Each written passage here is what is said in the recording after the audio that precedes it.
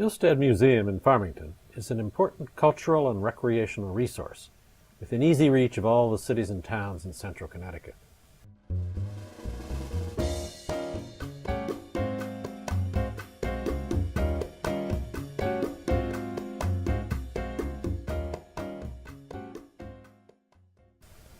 Hillstead Museum is a place where art and nature flourish together, just as the family that designed this estate intended. Hillstead is a colonial revival house built at the turn of the 20th century and maintained just as it was when the family that built it lived here. Hillstead is their outstanding art collection. Hillstead is 150 acres of fields, trails, and scenic views. Hillstead is May Market and other seasonal events. Hillstead is also a beautiful sunken garden, the site of the annual Sunken Garden Poetry Festival. This program and the ones that follow are an invitation to attend this summer's series of poetry and music events.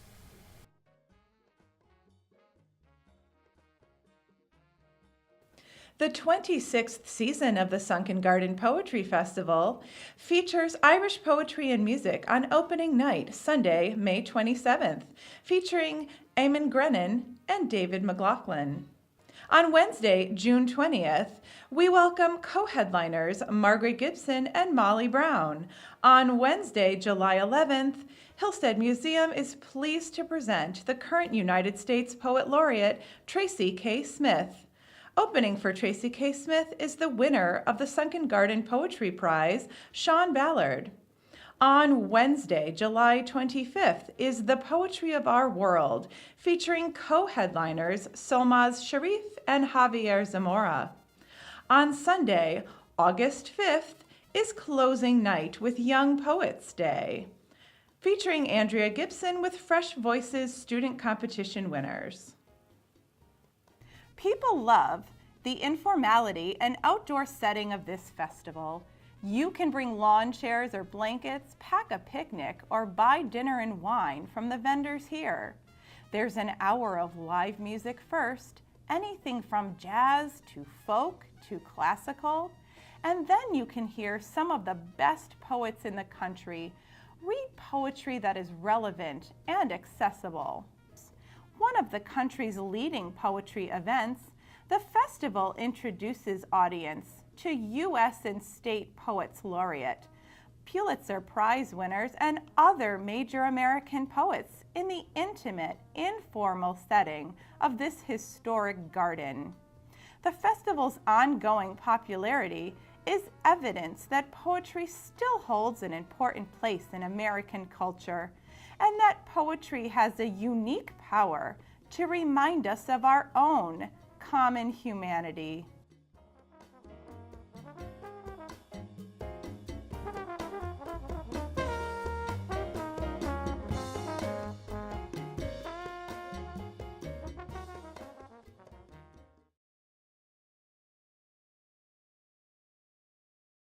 So this is Western poem. Purple clouds, my doubts.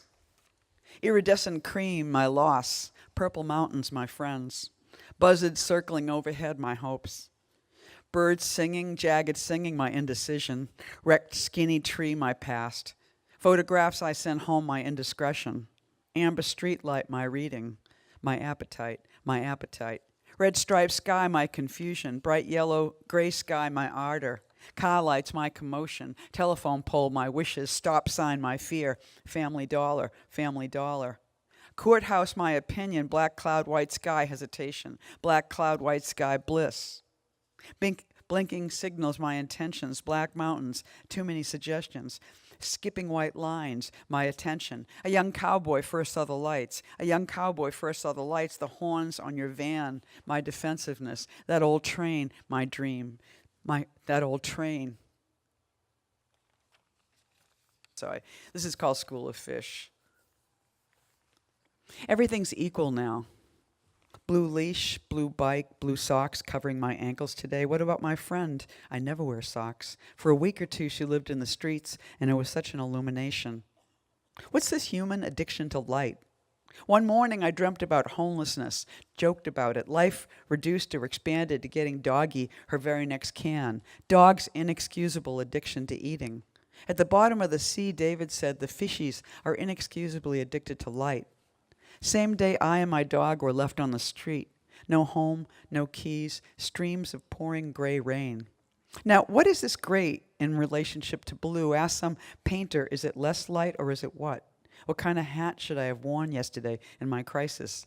The dog's blue leash was gone. My feet reaching over the bounds of the sidewalks, its curbs and waves, pavement splashing up hard and gray. Where did I see that man? Someplace so human, they even had one of them in a dark blue t-shirt laughing.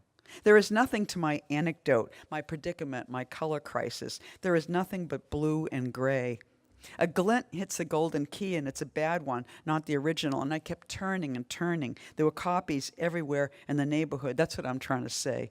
I simply walked, and the apologies kept coming, streaming in. And I said, I simply walked, and the tree turned. No, the key. And the bottom of the sea is flooded with light. We just get used to it. The deeper and deeper we go, and the harder it is to turn the key. And eventually we go, and it is very, very dark. We just get used to the light, but the blues and the grays and the feelings of lostness, it's like home. It's like family.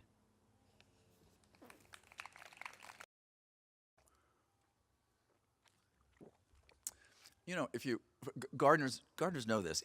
If you inherit a garden, if you buy a place that somebody else has planted, it's wrong.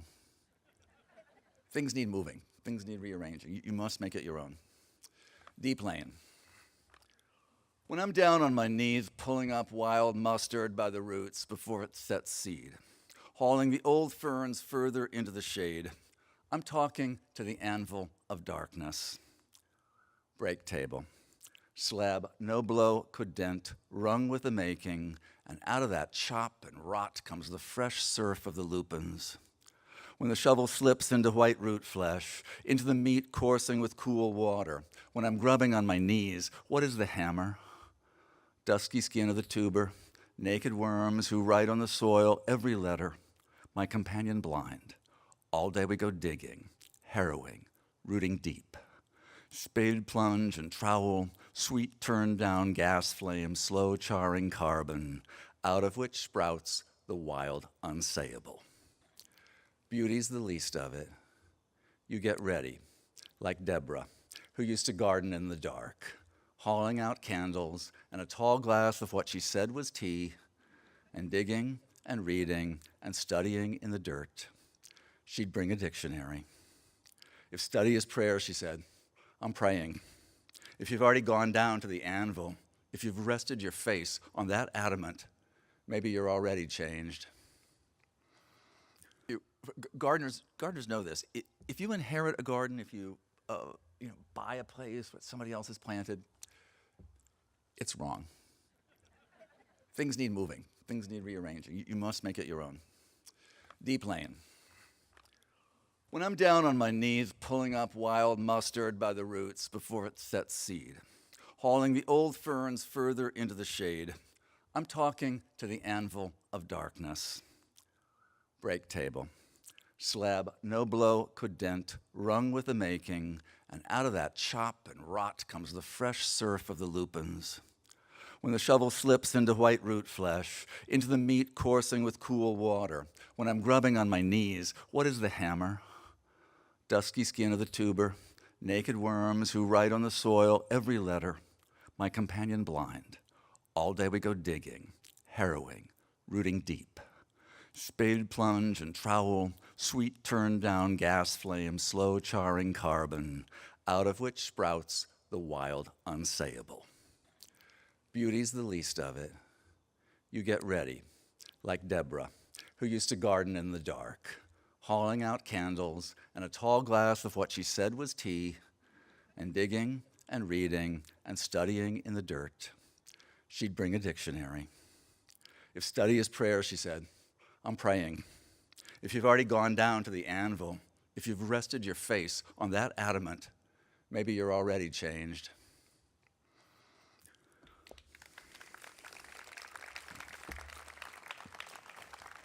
So, this is dog night. at the Sunken Garden.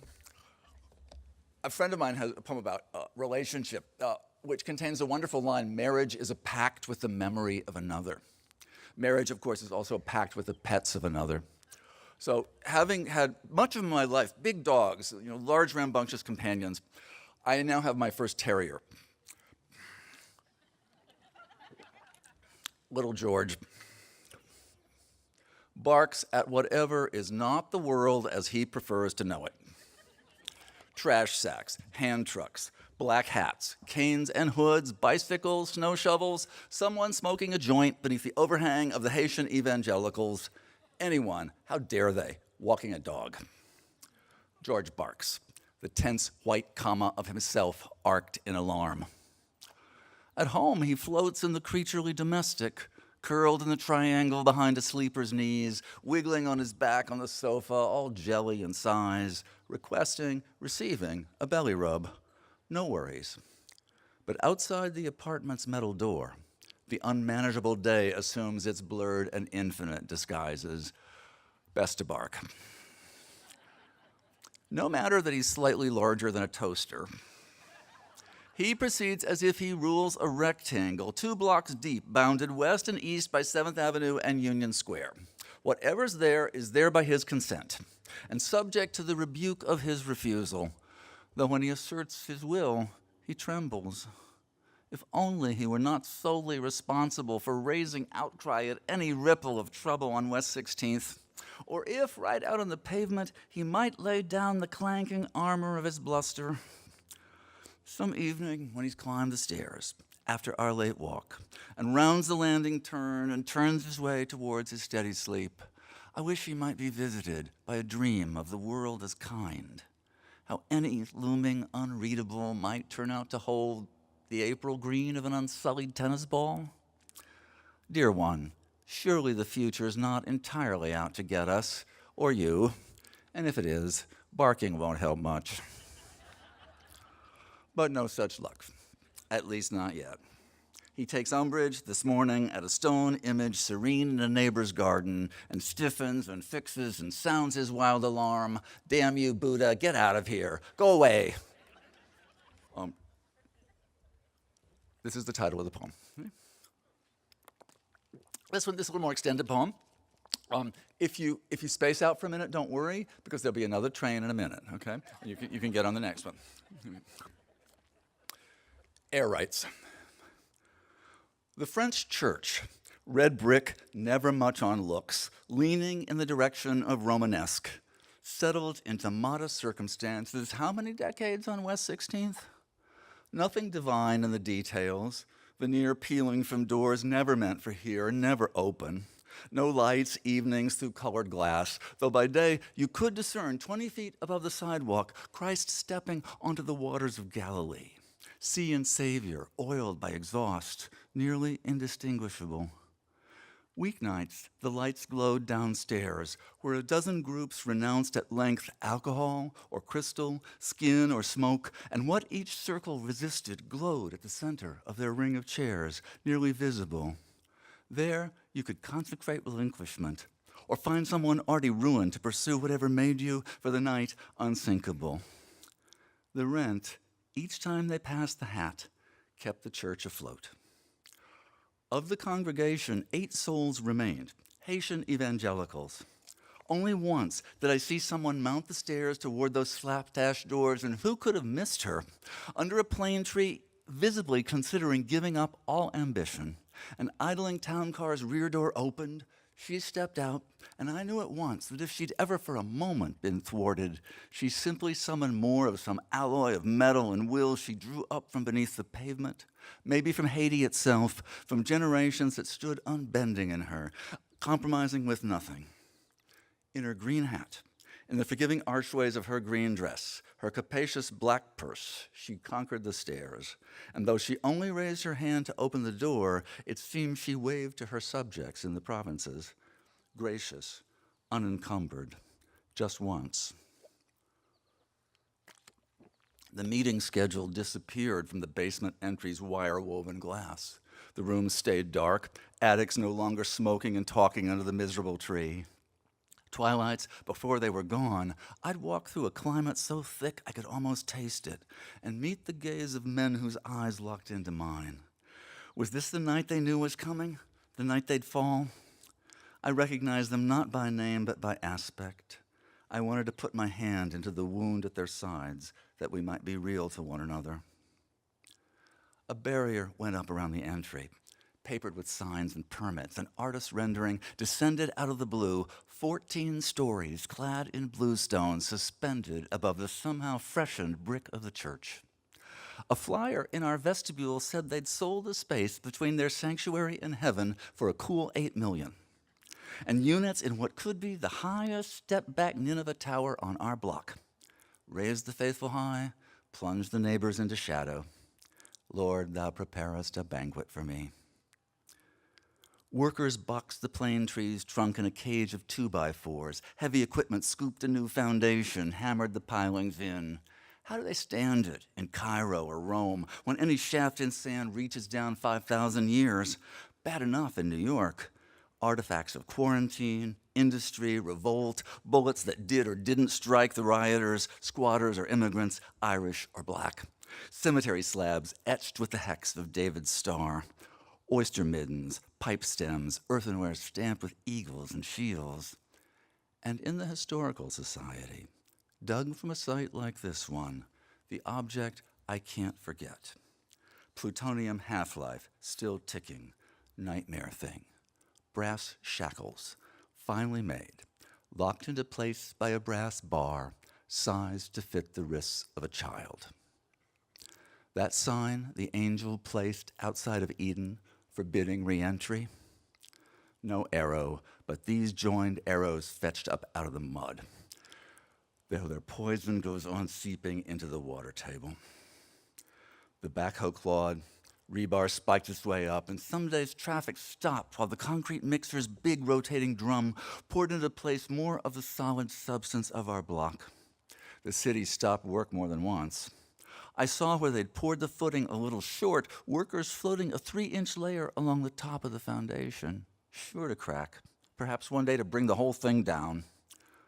Though walking home, after hours, late winter, I found towering at the center of the night what seemed a vertical representation of heaven, 9 episodes of the exaltations of light.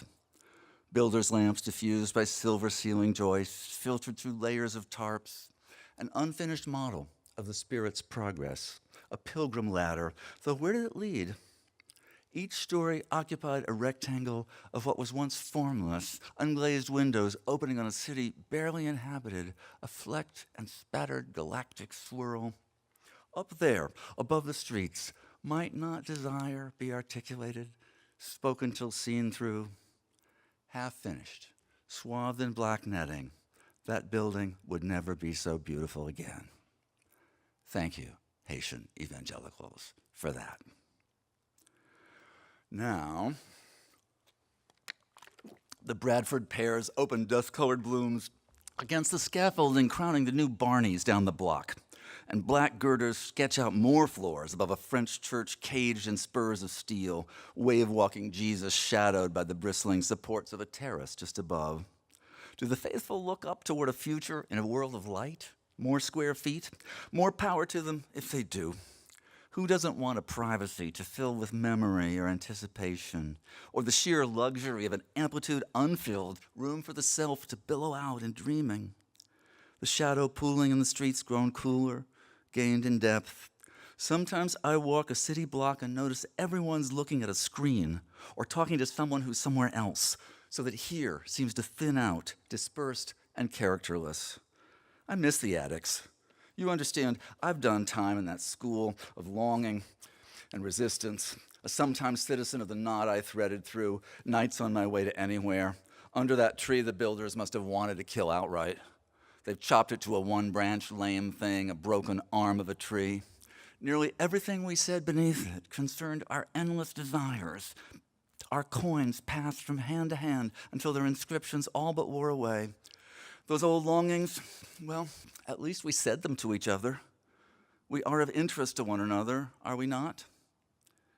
The evangelical woman, she of the superb hat, Will she look down from that glassy paradise and find me of interest? Or the men and women who unroll blankets over flattened cardboard under Barney's stainless awning at steel cloud sheen?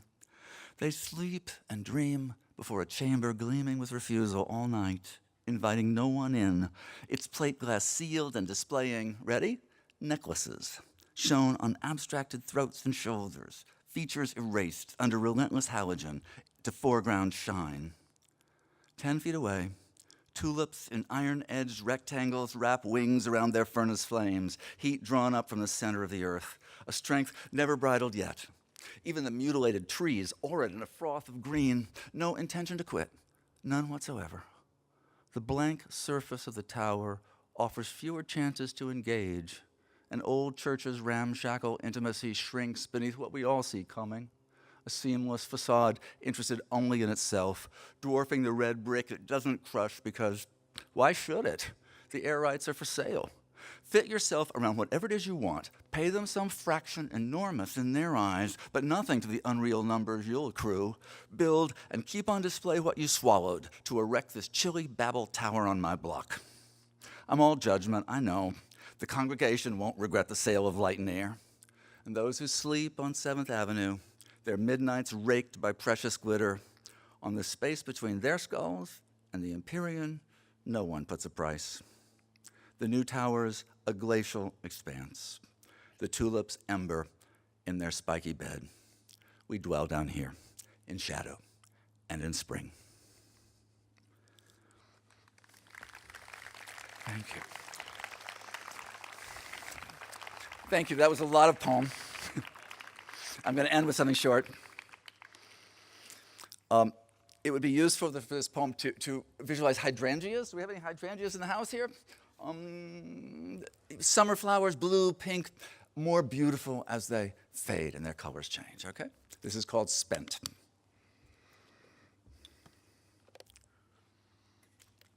Late August morning, I go out to pick spent and faded hydrangeas, washed greens, russets, troubled little auras of sky, as if these were the very silks of Versailles, modeled by rain and ruin, then half restored after all these years. When I come back with my hand full, I realize I've accidentally locked the door and can't get back into the house. The dining room window's easiest. Crawl through beauty bush and spirea, push aside some errant maples, take down the wood frame screen, hoist myself up. But how exactly to clamber across the sill and radiator down to the tile? I try bending one leg in, but I don't fold readily. I push myself up so that my waist rests against the sill and lean forward, place my hands on the floor, and begin to slide down into the room, which makes me think this was what it was like to be born. Awkward. Too big for the passageway. Negotiate? Submit? When I give myself to gravity, there I am, inside, no harm. The dazzling, splotchy flower heads scattered around me on the floor. Will leaving the world be the same? Uncertainty as to how to proceed, some discomfort, and suddenly you're where? I am so involved with this idea, I forget to unlock the door. So when I go to fetch the mail, I'm locked out again. Am I at home in this house? Would I prefer to be out here where I could be almost anyone? This time it's simpler. The window frame, the radiator, my descent. Born twice in one day. In their silver jug, these bruised, blessed flowers, how hard I had to work to bring them into this room. When I say spent, I don't mean they have no further coin. If there are lives to come, I think they might be a little easier than this one. Thank you very much. Thank you, guys. Have a wonderful summer.